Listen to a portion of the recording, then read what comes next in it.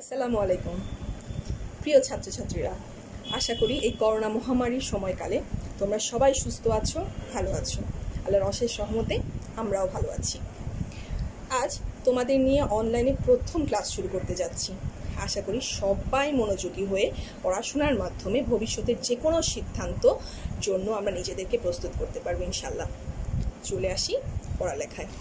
আমরা আজকে আলোচনা করব ব্যবসায় সংগঠন ও ব্যবস্থাপনা প্রথম পত্রের পঞ্চম অধ্যায়, মানে যৌথ মূলধনী ব্যবসা। যৌথ মূলধনী ব্যবসায় শুরু করার আগে আমরা একটু খেয়াল করে দেখি আমরা কি পড়েছিলাম, ব্যবসায়ের ধরন কি পড়েছিলাম। আমরা পড়েছিলাম এক মালিকানা ব্যবসা, অংশীদারি ব্যবসা, সমবায় সমিতি, রাষ্ট্রীয় ব্যবসা। আমরা এক মালিকানা ব্যবসা কি পড়েছিলাম? যে ব্যবসা সংগঠনের মালিক হবে একজন এবং লাভ লোকসান সকল বিষয়ে সে মালিকই দায়বদ্ধ থাকবে, সেই ব্যবসা সংগঠনকে বলে এক মালিকানা ব্যবসা। আমরা অংশীদারি ব্যবসায় পড়েছিলাম 1932 সালের অংশীদারি আইন অনুযায়ী গঠিত, পরিচালিত, নিয়ন্ত্রিত প্রতিষ্ঠান, মানে যেই প্রতিষ্ঠানে স্বেচ্ছায় প্রণোদিত হয়ে চুক্তিবদ্ধ হয়ে একের অধিক ব্যক্তি ব্যবসা সংগঠন গঠন করে থাকবে, সেই ব্যবসাকে বলা হয় অংশীদারি ব্যবসা।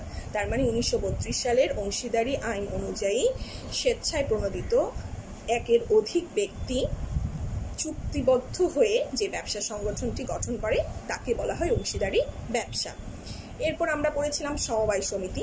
সমবায় সমিতিতে পড়েছিলাম সমশ্রেণীভুক্ত কতিপয় ব্যক্তি নিজেদের আর্থিক সচ্ছলতার নিমিত্তে যে ব্যবসা সংগঠন গঠন করে থাকে সমবায় আইন অনুযায়ী তাকে বলা হয় সমবায় সংগঠন। এরপর আমরা পড়েছিলাম রাষ্ট্রীয় ব্যবসায়। রাষ্ট্রীয় ব্যবসায় আমরা কি পড়েছিলাম? রাষ্ট্রীয় ব্যবসায় আমরা পড়েছিলাম রাষ্ট্র কর্তৃক বা সরকার কর্তৃক পরিচালিত, নিয়ন্ত্রিত, গঠিত, পরিচালিত এবং নিয়ন্ত্রিত ব্যবসায় সংগঠনকে আমরা বলি রাষ্ট্রীয় ব্যবসা। আজকে আমরা পড়তে যাব যৌথ মূলধনী ব্যবসা। তার মানে আমরা এক মালিকানা, অংশীদারি, সমবায় সমিতি, রাষ্ট্রীয় ব্যবসায় সংগঠনের পরে আমরা আজকে পড়তে যাচ্ছি যৌথ মূলধনী ব্যবসা। যৌথ মূলধনী ব্যবসাটা কি? যৌথ মূলধনী ব্যবসাটা কি জানার আগে আমরা এই অধ্যায়ের আজকে কোন কোন বিষয় নিয়ে আলোচনা করব সেই জিনিসগুলো আগে একটু দেখে আসি। আমরা প্রথমে পড়ব যৌথ মূলধনী ব্যবসায়ের সংজ্ঞা, বৈশিষ্ট্য, স্মারকলিপি, পরিমেল বন্ধ, সংঘ স্মারক একই কথা। স্মারকলিপি যে কথা, পরিমেল বন্ধ সে কথা, সংঘ স্মারক সে কথা, এর সংজ্ঞা এবং বিষয়বস্তু। এরপর পড়ব সংঘবিধি যে কথা, পরিমেল নিয়মাবলী একই কথা, সংঘবিধি ও পরিমেল নিয়মাবলীর সংজ্ঞা ও বিষয়বস্তু। এরপরে এদের পার্থক্য। এরপর পড়ব কোম্পানি সংগঠনের গঠন প্রণালী। এইবারে আসো আমরা কোম্পানি সংগঠন অথবা যৌথ মূলধনী ব্যবসা কাকে বলে তা সম্পর্কে একটু জেনে নিই। দেখো লেখা আছে 1994 সালের কোম্পানি আইনের আওতায় গঠিত,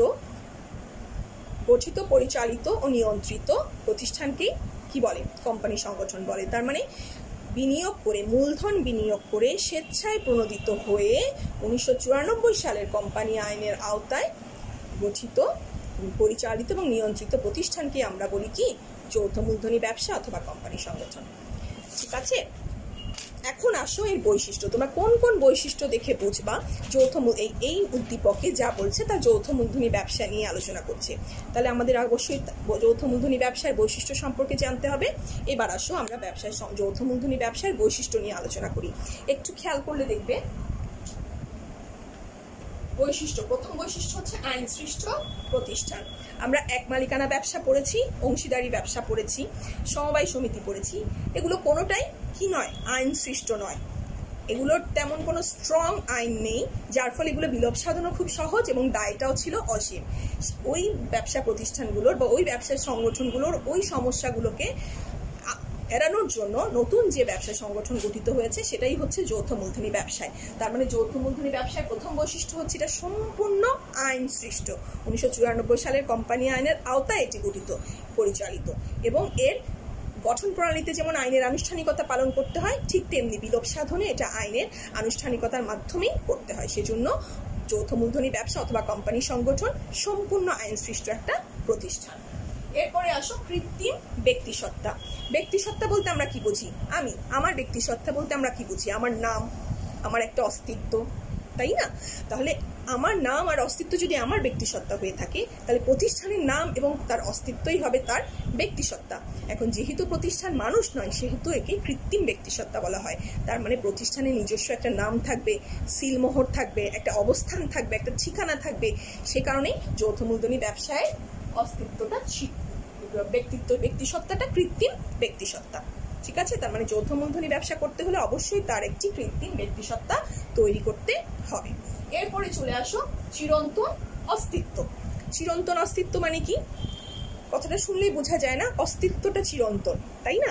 কেন অস্তিত্বটা চিরন্তন বলা হচ্ছে? কেন বলা হচ্ছে? এই কারণে যৌথ মূলধনী ব্যবসা গঠন করতে যত সময় লাগে, যত আনুষ্ঠানিকতা পালন করতে হয় এবং আইনের মধ্য দিয়ে যেতে হয়, ঠিক এটা বিলোপ সাধনের ক্ষেত্রেও ঠিক ততটাই আইনের উপর দিয়ে যেতে হয় এবং আইনের শৃঙ্খলা মেনে তো সহজে এটা বিলোপ সাধন করা সম্ভব হয় না। সে কারণে যেহেতু এটা বিলোপ সাধনে অনেক আনুষ্ঠানিকতা পালন করতে হয় এবং কোর্টের মাধ্যমে অনেক প্রসেসিংয়ের মাধ্যমে এর বিলোপ সাধন ঘটে, সহজেই শেয়ার হোল্ডাররা চাইলে সেটা বিলোপ সাধন করতে পারে না। সে কারণে যৌথ মূলধনী ব্যবসায়কে বলা হয় চিরন্তন অস্তিত্বের অধিকারী। এখন আসো সদস্য সংখ্যা। সদস্য সংখ্যার ক্ষেত্রে দুই ধরনের সদস্য সংখ্যা লিপিবদ্ধ তোমরা পাবা।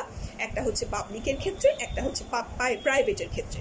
প্রাইভেট লিমিটেড কোম্পানি যদি তোমরা গঠন করে থাকো, তাহলে তার সদস্য সংখ্যা হবে 2 থেকে 50 জন। খেয়াল করো, প্রাইভেট শুনলে মনে হয় না নিজেদের মধ্যে? তার প্রাইভেট মানে সীমাবদ্ধ মানে কতজন? 2 থেকে 50 জন। আর পাবলিক লিমিটেড কোম্পানির ক্ষেত্রে কমপক্ষে 7 জন আর সর্বোচ্চ শেয়ার বিক্রির উপর সীমাবদ্ধ, মানে শেয়ার বিলির উপর সীমাবদ্ধ, শেয়ার দ্বারা সীমাবদ্ধ।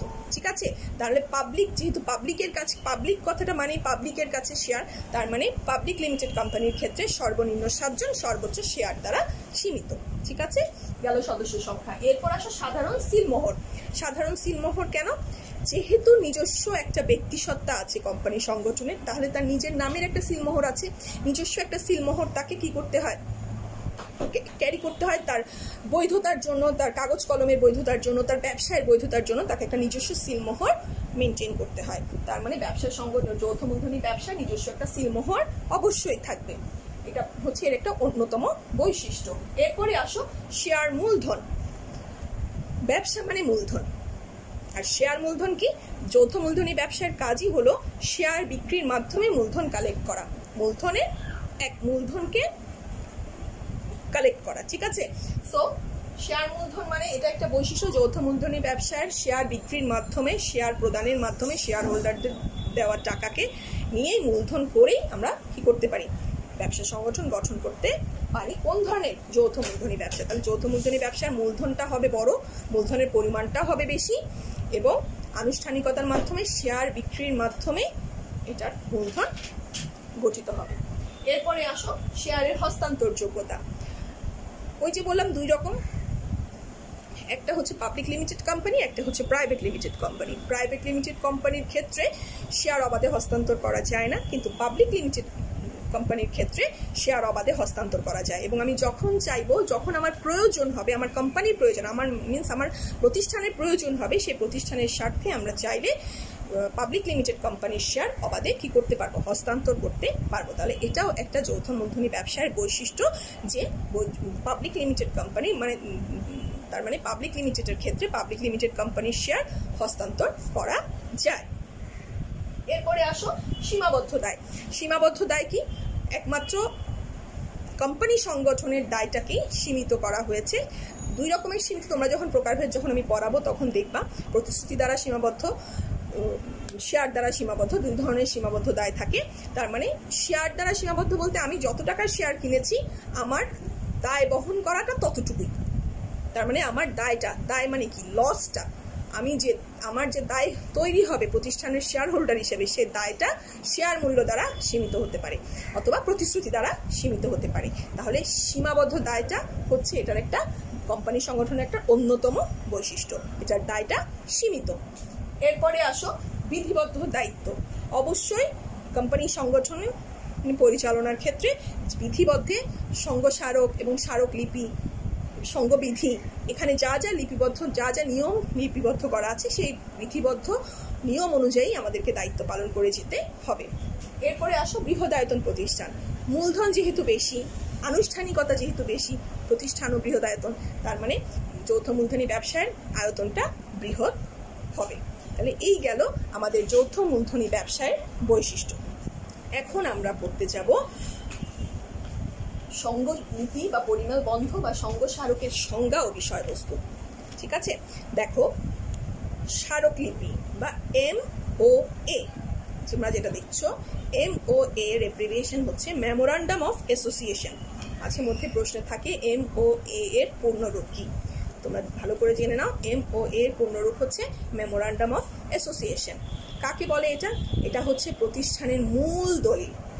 কোম্পানি সংগঠন যখন গঠন করবা তখন গঠন প্রণালীর একটা হচ্ছে দলিলপত্র প্রস্তুত করতে হবে, এবং এই দলিলপত্র জমা দেওয়ার ভিত্তিতেই কিন্তু তুমি অনুমতি পাবা। তাহলে এই দলিলের মধ্যে দুটো দলিল খুবই ইম্পর্টেন্ট। একটা দলিল হচ্ছে অ্যাসোসিয়েশন মেমোরান্ডাম অফ অ্যাসোসিয়েশন মানে স্মারকলিপি, এটা হচ্ছে প্রতিষ্ঠানের মূল দলিল। এটার মধ্যে থাকবে প্রতিষ্ঠানের নাম, ঠিকানা, উদ্দেশ্য ইত্যাদি থাকবে। দেখো বিষয়বস্তুগুলো দেখো। প্রথম বিষয়বস্তুটা হচ্ছে নামধারা। নামধারা এর মধ্যে থাকবে কি, এই প্রতিষ্ঠানটার নাম সীমাবদ্ধ দায় হলে অবশ্যই প্রতিষ্ঠানের নামের সাথে লিমিটেড কথাটা লেখা থাকতে হবে। তাহলে নামধারায় হচ্ছে প্রতিষ্ঠানের নামটা কি করতে হবে, আগে প্রস্তুত করতে হবে। কিভাবে? এই নাম একই নামে প্রতিষ্ঠান অনেকগুলো হতে পারে না, সে কারণে নিবন্ধকের অফিসের অনলাইনে গিয়ে যদি আমরা নাম খুঁজি তাহলে আরও বেশি সহজে পাওয়া যায়, এবং কয়েকটা নাম রেডি করে নিবন্ধনের অফিসে জমা দিলে সেই নিবন্ধনের অফিস থেকে তোমার একটা নাম চুজ করে দিলে আমরা ওই নামটার উপরই ভিত্তি করে কি করতে পারি, এই স্মারকলিপিটা তৈরি করতে পারি। এরপরে আসো অবস্থান ও ঠিকানা ধারা। এখানে কি থাকবে, এখানে প্রতিষ্ঠানটার অবস্থানটা কোথায় হবে, ঠিকানাটা কি হবে, কোন জায়গায় তুমি প্রতিষ্ঠানটা স্থাপন করবে, এর প্রধান শাখা কোথায় হবে, এর অন্যান্য শাখা থাকলে সেগুলোর ঠিকানা কি হবে, সেই সব কিছু এই অবস্থান ও ঠিকানা ধারায় লিপিবদ্ধ থাকবে। এরপরে আসো উদ্দেশ্য ধারা। উদ্দেশ্য ধারায় কি থাকবে, বর্তমানে এবং ভবিষ্যতে কোন কাজে অংশ নিতে পারবে তা লিপিবদ্ধ করা থাকবে এই উদ্দেশ্য ধারায়। এরপরে আসো মূলধন ধারা। মূলধন ধারায় কি থাকবে, মূলধন ধারায় থাকবে কি পরিমাণ অনুমোদিত মূলধন নিয়ে এই কোম্পানিটা তুমি নিবন্ধিত হতে ইচ্ছুক তা লিপিবদ্ধ থাকবে এই ধারায়। ঠিক আছে, এই ধারার বিষয়সমূহ হলো ধরো এই যে মোট মূলধনের পরিমাণ, হ্যাঁ, শেয়ারের ধরন বা প্রতিষ্ঠানের মোট শেয়ারের মানে সংখ্যা, ঠিক আছে, এরপর ধরন ভেদে প্রতিটা শেয়ারের মূল্য ইত্যাদি এখানে লিপিবদ্ধ থাকবে। এরপরে আসো দায় ধারা। দায় ধারায় কি থাকবে, দায়ের প্রকৃতিটা সম্পর্কে লিপিবদ্ধ থাকবে। দায়টা কি সীমাহীন দায়, দায়টা কি সীমিত দায়, প্রতিশ্রুতি দ্বারা সীমিত নাকি শেয়ার মূল্য দ্বারা সীমিত, এই বিষয়গুলো এই দায় ধারার মধ্যে লিপিবদ্ধ থাকবে। এরপরে আসো সম্মতি ধারা। সম্মতি ধারায় কি থাকবে, সকল প্রবর্তক উদ্যোক্তা যারা প্রথমে উদ্যোগ নিয়েছে সেই উদ্যোক্তা বা প্রবর্তকগণ যে সম্মতিক্রমে এই কোম্পানিটা, সবার সম্মতিক্রমে এই কোম্পানিটা চালু করতে যাচ্ছে সেটার কি থাকবে, লিপিবদ্ধ থাকবে এই সম্মতি ধারায়। এরপরে আসো দ্বিতীয় প্রধান দলিল। কোম্পানি সংগঠনের দ্বিতীয় দলিল হচ্ছে সংঘবিধি বা পরিমাণ নিয়মাবলী, যেটাকে AOA বলা হয়, যেটার অ্যাব্রিভিয়েশন হচ্ছে বা পূর্ণরূপ হচ্ছে আর্টিকেলস অফ অ্যাসোসিয়েশন। ঠিক আছে, এটি হচ্ছে কোম্পানির অভ্যন্তরীণ পরিচালনা সংক্রান্ত নিয়ম পদ্ধতি এই দলিলের মধ্যে লেখা থাকে। তার মানে প্রথম দলিলটা ছিল মূল দলিল, কোনটা, মূল দলিল স্মারকলিপিটা ছিল কোম্পানির মূল দলিল, যেই দলিলে কোম্পানির নাম, ঠিকানা, উদ্যোক্তাদের নাম, শেয়ার হোল্ডারদের নাম, ঠিকানা, স্বাক্ষর ইত্যাদি ইত্যাদি, উদ্দেশ্য, মূলধন ইত্যাদি লিপিবদ্ধ থাকতো। আর এটা হচ্ছে দ্বিতীয় প্রধান দলিল, যেই দলিলে কোম্পানির অভ্যন্তরীণ পরিচালনা সংক্রান্ত নিয়ম পদ্ধতিগুলো লেখা থাকে। ঠিক আছে, দেখো পাবলিক লিমিটেড কোম্পানি আইনের বর্ধিত তফসিল 1 তফসিল 1 তোমরা পড়েছো না, অ্যাকাউন্টিংও পড়েছো। এই তফসিল 1 পাবলিক লিমিটেড কোম্পানি হলে সংঘবিধি হিসেবে কি করতে পারে, গ্রহণ করলে সেক্ষেত্রে আর আলাদা করে কোনো সংঘবিধি তৈরি করতে হয় না। ঠিক আছে। তার মানে তফসিল এককে যদি কোনো কোম্পানি, কোনো পাবলিক লিমিটেড কোম্পানি, প্রাইভেট নয়, পাবলিক লিমিটেড কোম্পানি যদি তফসিল এককে সংঘবিধি হিসেবে নিতে চায়, তাহলে লিপিবদ্ধ ওই তফসিল এক জমা দিলেই হবে, আলাদা করে সংঘবিধি করতে হবে না। আচ্ছা, এখন আসো এই সংঘবিধি বা পরিমাণ নিয়মাবলীর বিষয়বস্তুতে। দেখো এর মধ্যে কি কি লিপিবদ্ধ থাকে। দৈনন্দিন কার্য পরিচালনা, পরিচালক সংক্রান্ত নিয়মাবলী, তার মানে যারা পরিচালনা করবে তাদের কি কি নিয়ম মেনে চলতে হবে। শেয়ার মালিক সংক্রান্ত নিয়ম নীতি, তার মানে শেয়ার যারা কিনবে সে মালিকদের নিয়ম নীতিগুলো লেখা থাকবে। এরপরে মূলধন সংক্রান্ত বিষয়াদি বা নিয়ম নীতি, মূলধন কীরকম হবে, কত টাকা অনুমোদিত মূলধন হবে, যোগ্যতা সূচক শেয়ারের মূল্য কত হবে, ঠিক আছে, এই সবগুলো লিপিবদ্ধ থাকবে। এরপর শেয়ার সংক্রান্ত নিয়ম, শেয়ার কখন বিক্রি করতে পারবে, শেয়ার কাকে কাকে বিক্রি করতে পারবে, এই সব ইন্টারনাল যাবতীয় বিষয়গুলো এখানে আলোচনা থাকবে। এবং সভা কখন হবে, সভা সংক্রান্ত বিষয়ও এই দলিলের মধ্যে লিপিবদ্ধ থাকবে। ওকে, এখন আমরা পড়তে যাচ্ছি কোম্পানি সংগঠনের গঠন প্রণালী। গঠন প্রণালী তার মানে কি, কোম্পানি সংগঠন গঠন করতে যেসব আনুষ্ঠানিকতা পালন করতে হয় সেই আনুষ্ঠানিকতার ধারাবাহিকতাটা আমরা এখন জেনে নিব। দেখো, প্রথম ধারাবাহিকতাটা হচ্ছে উদ্যোগ গ্রহণ পর্যায়। কোম্পানি সংগঠন গঠন করার সময় আমাকে অবশ্যই প্রথমে উদ্যোগ নিতে হবে। কে কে সদস্য থাকবে, কয়জন সদস্য থাকবে, কারা কারা সদস্য থাকবে, কি ধরনের প্রতিষ্ঠান করতে যাব, এই বিভিন্ন বিষয় আমাদেরকে আগে জানতে হবে না? তাহলে অবশ্যই আমাদেরকে প্রথমে কোম্পানি সংগঠন গঠন করতে হলে উদ্যোগ গ্রহণ পর্যায়টা সারতে হবে। আর উদ্যোগ গ্রহণ পর্যায়ে দেখো, পাবলিক লিমিটেড কোম্পানির ক্ষেত্রে কমপক্ষে 7 জন এবং প্রাইভেট লিমিটেড কোম্পানির ক্ষেত্রে কমপক্ষে 2 জন প্রবর্তক নিয়ে বিভিন্ন কার্য সম্পাদনের মাধ্যমে আমরা এটার উদ্যোগ গ্রহণ করতে পারি। এবং এই উদ্যোগ গ্রহণের ক্ষেত্রে দেখো কিছু কিছু বিষয় আমাদের আলোচনা রাখতে হবে, কিছু কিছু বিষয় আমাদেরকে অবশ্যই মাথায় রাখতে হবে। দেখো, প্রথমটা হচ্ছে ক্ষেত্র চিহ্নিতকরণ। আমি কোন ক্ষেত্রেই ব্যবসাটা করতে চাচ্ছি, আমি কি এক্সপোর্ট ইম্পোর্টের দিকে যেতে চাচ্ছি, আমি কি গার্মেন্টস সেক্টরে যেতে চাচ্ছি, আমি কোন ক্ষেত্রে আমার ব্যবসা প্রতিষ্ঠানটা করতে চাচ্ছি, সেই ক্ষেত্রটা আগে কি করতে হবে, চিহ্নিতকরণ করতে হবে। এরপরে আসো সম্ভাবনা যাচাই। আমি যে ক্ষেত্রটা চুজ করেছি সেই ক্ষেত্রটা বাস্তবিক পরিপ্রেক্ষিতে করা যাবে কিনা বা করা যাচ্ছে কিনা, আমার দেশে আমার এই বাস্তবতার সাথে মিল খাচ্ছে কিনা, সেই জিনিসটা, সেই সম্ভাব্যতাটা আমাকে যাচাই করে নিতে হবে। এরপরে প্রকল্প অনুমোদন, এরপরে আমি আমার সব প্রবর্তকদের নিয়ে বসে সেই প্রকল্পটা বাস্তবিক হলে আমি আমার প্রবর্তকদের নিয়ে সেই প্রকল্পটা অনুমোদন দিব। এরপরে আসো আর্থিক পরিকল্পনা। আর্থিক পরিকল্পনাটা কি? আর্থিক পরিকল্পনাটা হচ্ছে আমার বাজেট নির্ণয় করতে হবে, বাজেট ছাড়া তো কোনো কিছু করা সম্ভব না, তাহলে বাজেট নির্ণয় করতে হবে। এর পরের ধাপ হচ্ছে আমি আমার প্রকল্প অনুমোদনের পরে প্রকল্পের আর্থিক পরিকল্পনা তৈরি করে নিব।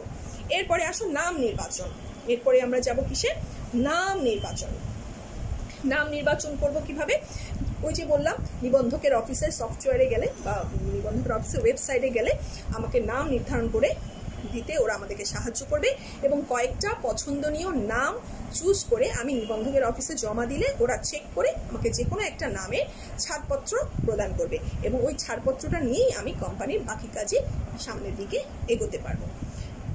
এরপরে আসো, নাম নির্বাচন করলাম, নামের ছাড়পত্র সংগ্রহ করলাম। এরপরে চলে যাও 2 নাম্বারে। 2 নাম্বারটা কি দেখো, 2 নাম্বারটা হচ্ছে দলিল পত্র প্রণয়ন। ওই যে আমরা দুটো দলিল পড়েছি, একটা হচ্ছে স্মারকলিপি আর একটা হচ্ছে সংঘবিধি। ওই 2টা দলিল আমাদেরকে প্রস্তুত করতে হবে, যে নিয়মে আমরা পড়েছি সেই নিয়মে এই দুইটা দলিল আমাদেরকে প্রস্তুত করতে হবে। এরপর 3 নাম্বার ধাপটা দেখো, 3 নাম্বার ধাপে হচ্ছে নিবন্ধন পত্র সংগ্রহ পর্যায়। এরপরে আমরা দলিলগুলো নিয়ে আরো কিছু কাগজপত্র, কিছু দলিল নিয়ে আমরা নিবন্ধকের অফিসে সকল কাগজপত্র জমা দিব। মনে রাখবা, নিবন্ধকের নিকট থেকে নিবন্ধন পত্র সংগ্রহের জন্য প্রয়োজনীয় আনুষ্ঠানিকতা পালনের পর্যায়কেই বলা হয় নিবন্ধন পত্র সংগ্রহ। ঠিক আছে? আচ্ছা, এখন আসো যেসব দলিল বা কাগজপত্র জমা দিয়ে আমরা নিবন্ধকের অফিস থেকে নিবন্ধন পত্রটা পাবো তার সম্পর্কে একটু দেখো, তোমরা লেখাটা দেখলে বুঝতে পারবা। 1 নাম্বার হচ্ছে কোম্পানির স্মারকলিপির 3টা কপি। আমরা যে স্মারকলিপি মূল দলিলটা রেডি করব, ওই মূল দলিলের 3টা কপি জমা দিতে হবে। সংঘবিধির 3 কপি জমা দিতে হবে।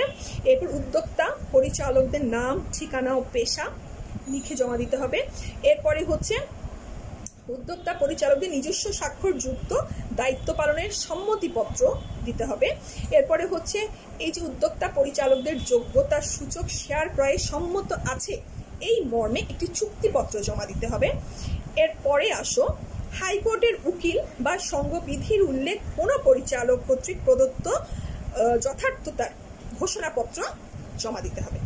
ঠিক আছে, এই কাগজগুলো, এই দলিলপত্রগুলো রেডি করে এগুলো নিবন্ধকের অফিসে জমা দিলে নিবন্ধকের অফিস থেকে সবকিছু যাচাই বাছাইয়ের পরে নিবন্ধকের বইতে নাম লিখে তোমাদেরকে যে নিবন্ধন পত্রটা জমা দিবে সেই নিবন্ধন পত্রটা পাওয়ার পর তোমরা প্রাইভেট লিমিটেড কোম্পানি যদি গঠন করে থাকো তাহলে প্রাইভেট লিমিটেড কোম্পানি শুরু করে দিতে পারবে। কিসের পরে? নিবন্ধন পত্র পাওয়ার পরে। কিন্তু পাবলিক লিমিটেড কোম্পানি কখনো শুধু নিবন্ধন পত্র দিয়ে চালু করা যাবে না। এর জন্য কি করতে হবে? আমার নেক্সট ধাপে যেতে হবে। নেক্সট ধাপটা কি দেখো, কার্য আরম্ভ পর্যায়ে কি আমরা নিবন্ধন পত্র পাওয়ার পরে নিবন্ধকের অফিসে গিয়ে কার্য আরম্ভের একটা অনুমতিপত্র চাইবো। তারা তা পরীক্ষা নিরীক্ষা করে অনুমোদিত মূলধন কালেক্ট করে যখন দেখবে টাকা পয়সা এবং আমার ইনফ্রাস্ট্রাকচার রেডি হয়ে গেছে তখন নিবন্ধকের অফিস থেকে আমাদেরকে কার্য আরম্ভের একটা অনুমতিপত্র দিবে। সেই অনুমতিপত্র পাওয়ার পরে আমরা কি করতে পারবো? পাবলিক লিমিটেড কোম্পানি কাজ শুরু করতে পারবো। ঠিক আছে, তাহলে আজকে এতটুকু। তোমাদেরকে আমি একটা হোমওয়ার্ক দিয়ে দিচ্ছি, তোমরা হোমওয়ার্কটা অবশ্যই বাসায় করবে এবং আমাকে মেসেঞ্জারের যে গ্রুপ করেছি সেই গ্রুপে পাঠিয়ে দিবে। কি দেখো, স্মারকলিপি ও সংঘবিধির মধ্যে পার্থক্য, এই হোমওয়ার্কটা করে আমাকে মেসেঞ্জারের যে গ্রুপ করেছি আমি ব্যবসায় শিক্ষা বাচ্চাদেরকে নিয়ে, সেই গ্রুপের মধ্যে পড়াটা পাঠিয়ে দিবে, আমি দেখে দিব। তাহলে আজকে এই পর্যন্ত, সবাই ভালো থাকো এবং নেক্সট ক্লাসে ইনশাল্লাহ আবার দেখা হবে। আল্লাহ হাফেজ।